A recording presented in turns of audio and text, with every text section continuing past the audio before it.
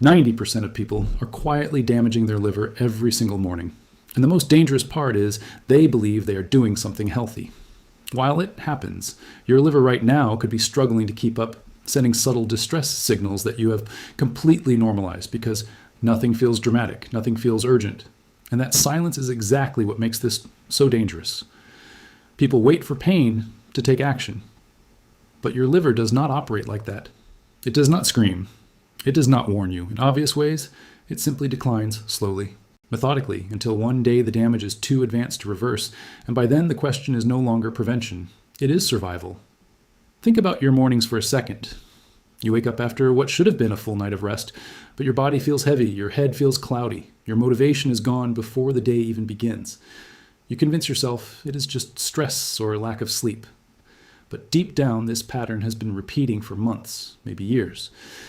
You walk into the bathroom and notice your face looks tired, your skin slightly dull, your eyes lacking clarity, but you ignore it.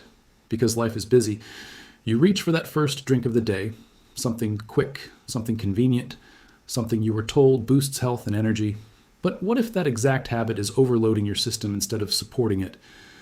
What if the very thing you trust is slowly creating internal chaos that you cannot see yet? This is where most people get it wrong. They confuse stimulation with energy. The quick boost you feel after your morning routine is not real vitality. It is your body being forced into action while still carrying a burden. It failed to clear overnight. Your liver works hardest while you sleep, processing toxins, breaking down waste, resetting your internal chemistry. But when it cannot finish the job, everything spills over into the next day. That brain fog, that sluggish movement, that irritability, it is not random. It is a sign that your internal filtration system is overwhelmed and falling behind. And here is where it gets more serious, because this is not just about feeling tired. This is about what is building silently inside your body every single day. When your liver cannot process efficiently, toxins remain circulating in your bloodstream, affecting your brain, your skin, your digestion, your hormones. Everything becomes slower, heavier, less efficient. You might notice small things first, like bloating after meals, or unusual cravings, or sudden drops in energy during the day. But these are not isolated problems. They are connected, signals pointing back to one overloaded system that is struggling to keep up, and most people never connect the dots. They treat symptoms individually, never realizing the root cause continues to grow stronger in the background. And here is the part that should make you pause. Because the damage does not happen overnight. It builds in stages so gradually that you adapt to each level without realizing how far you have drifted from your normal state. At first, it is just mild fatigue, then digestion issues, then visible, changes in your skin, then deeper metabolic problems. And by the time serious conditions develop, the body has already been under pressure for years. This is why people are shocked when they receive a diagnosis, because in their mind, it came out of nowhere, but in reality, it was forming quietly every morning, every routine, every ignored signal. And the most dangerous habit that accelerates this process is something almost everyone does within the first hour of waking. Something marketed as clean, refreshing, natural. Something you would never suspect could contribute to long-term damage. But it does, and it does it efficiently because it bypasses your natural defenses and goes straight to your liver, forcing it to work harder than it is prepared to handle, especially when consumed in concentrated forms without balance, without support, and without awareness of what is actually happening inside your body. Now imagine this scenario. Your liver receives a sudden influx of sugars, chemicals, or stimulants early in the morning before it has stabilized its internal processes. Instead of easing into function, it is pushed into overdrive. This creates a mismatch where one part of your system is accelerating while another part is still recovering from the night before. That imbalance is where problems begin because your body thrives on rhythm and timing, not extremes, not spikes, not overload. When that rhythm is broken, repeatedly, your liver starts adapting in the wrong way, storing more, converting, less filtering. Inefficiently and slowly, the internal environment becomes more toxic than it should be. And here is where it gets even more concerning because most people respond to these early signs by doubling down on the same habits, thinking they need more of what they are already doing. They increase the quantity, they intensify the routine, they chase the temporary boost, not realizing they are, adding more pressure to a system that is already struggling. This creates a cycle where short-term relief leads to long-term damage and breaking. That cycle requires awareness. First, not effort, not discipline, just awareness of what is actually happening beneath the surface. Because once you see it clearly, you cannot ignore it anymore.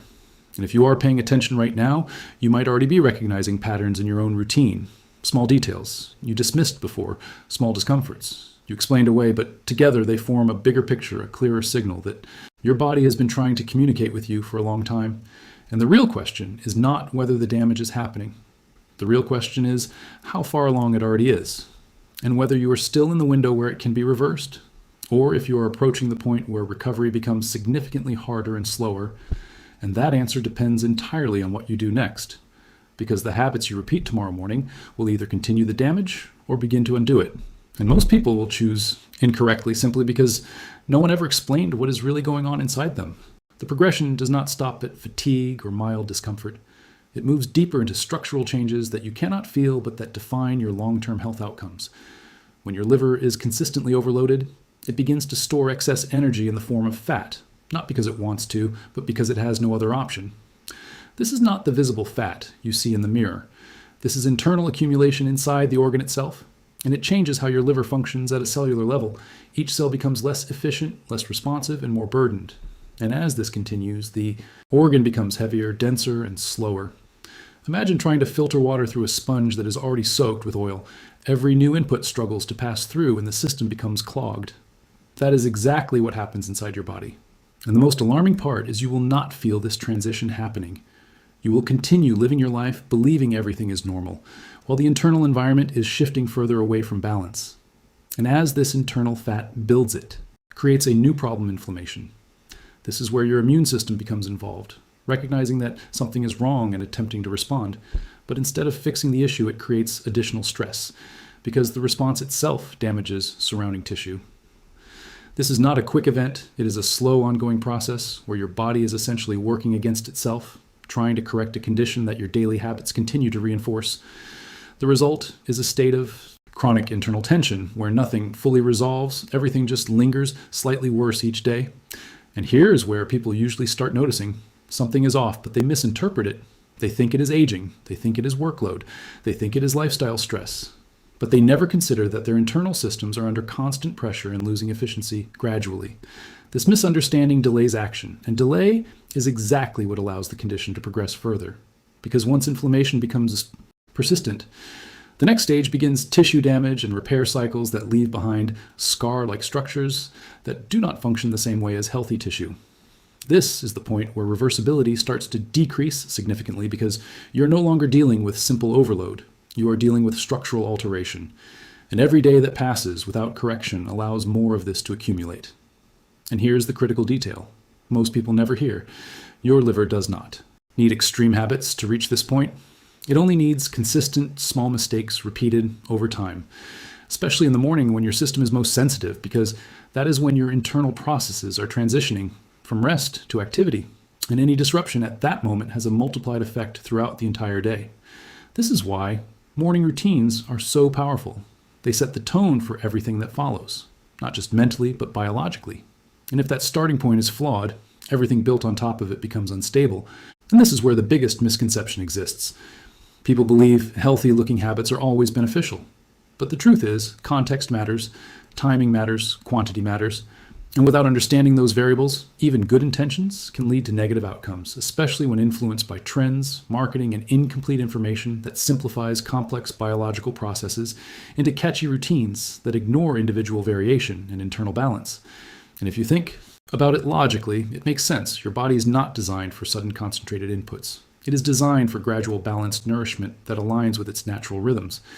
And when that alignment is broken, repeatedly, adaptation occurs. But not in a way that benefits you. It adapts to survive, not to thrive. And survival mode is not where optimal health exists. It is where minimal function is maintained just enough to keep you going without ever reaching full efficiency. And here comes the turning point, because once you recognize this pattern, you start seeing it everywhere in your daily routine, in your choices, in your responses, in the way your body feels at different times of the day. And that awareness creates a moment of decision.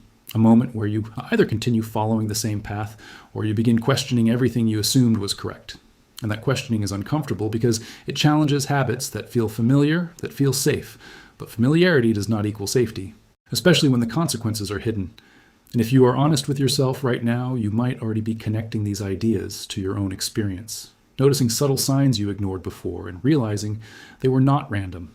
They were consistent, they were predictable, and they were pointing in one direction all along toward a system that needs attention before it reaches a stage where intervention becomes more complicated, more restrictive, and more urgent. And the reality is, most people wait until that urgency forces them to act, instead of choosing to act while the process is still manageable and reversible. And that difference in timing is what separates those who recover easily from those who struggle for years trying to regain what they lost.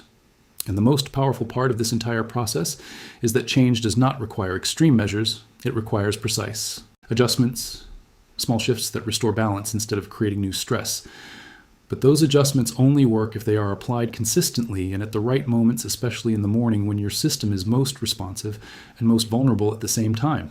And that is where everything either starts improving or continues declining, depending on the choices you make in those first critical hours after waking up. And what you choose tomorrow morning might matter more than everything you did yesterday. Now, this is where everything comes together, because understanding the problem without understanding the solution keeps you stuck in the same cycle. And the solution is not about restriction or elimination. It is about restoring the natural flow your body was designed to operate in starting from the moment you wake up.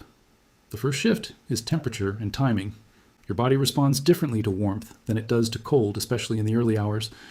Warm intake gently activates internal movement, allowing systems to open and function smoothly, while cold inputs can create immediate contraction, slowing down processes that should be gradually increasing.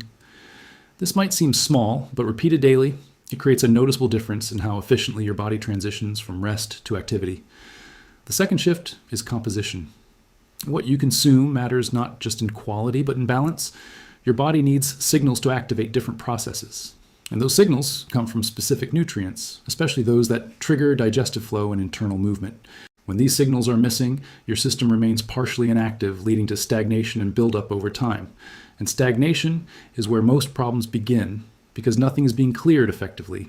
Everything just sits longer than it should, creating internal pressure that eventually manifests as discomfort, dysfunction, or visible symptoms. The third shift is spacing. Your body is not designed for constant input. It needs periods of processing and clearing between intake, and when those periods are removed, efficiency drops because the system never gets a chance to reset. This is why structured eating patterns often produce better results than constant grazing, not because of restriction, but because of rhythm. And rhythm is what your body depends on to maintain balance. And here is where it becomes practical, because these adjustments are simple, but their impact compounds over time, creating a completely different internal environment, one that supports function instead of overwhelming it. And when that environment is stable, your body begins correcting itself, gradually restoring efficiency, improving clarity, balancing energy levels, and reducing the signals that once felt normal but were actually warnings. And this is the part most people underestimate. Your body is constantly trying to recover even when you are working against it. And the moment you stop interfering with that process, improvement begins not instantly, not dramatically, but steadily and consistently. And those small improvements add up, creating a noticeable shift in how you feel, how you think, how you function throughout the day. And here's the cliffhanger that most people never consider. What if the difference between feeling average and feeling fully energized is not about adding something new,